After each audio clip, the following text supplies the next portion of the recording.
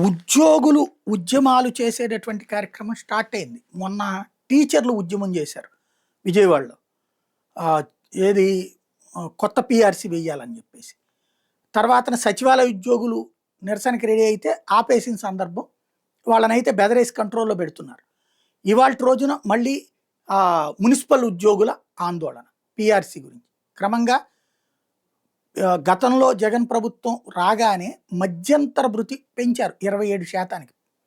PRC committee కూడా వేశారు. సరే అతను 27 నుంచి మళ్ళీ ఒరిజినల్ పీఆర్సీ అమల్లోకి వచ్చేటప్పటికి 23కి తగ్గించడం, అక్కడ వాళ్ళ కోపం వచ్చింది. అది వెనక్కి తీసుకుంటా 4% అన్నప్పుడు మరింత కోపం వచ్చింది. చివరికి కోర్టు ఆర్డర్ మేర వెనక్కి తీసుకోవడం మానేశారు, నడిచింది. కానీ ఆ మైనస్ జగన్ని చివరిదాకా వెంటాడింది. ఉద్యోగులకు వచ్చిన కోపం అదే. అలాగే పీఆర్సీ వేస్తే కూడా ఈ ప్రభుత్వం వచ్చాక పీఆర్సీ కమిషన్ రద్దు చేసి కొత్త పీఆర్సీ కమిషన్ ఇప్పటికి వేయలేదు, 20 నెలలు అయిపోయింది. ఇప్పుడు వేయడం బిగిన్ చేసినా అది రిపోర్ట్ ఇచ్చి ఇదంతా వేయడం 2 ఏళ్ళు అవుతుంది. అంటే పెంపులు లేవు. అట్లాగే మధ్యంతర భృతి లేదు.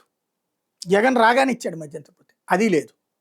ఇప్పుడు అది ఉద్యోగులు క్వశ్చన్ చేస్తున్నటువంటిది. క్రమంగా ఉద్యమాలు ముదురుతున్నాయి.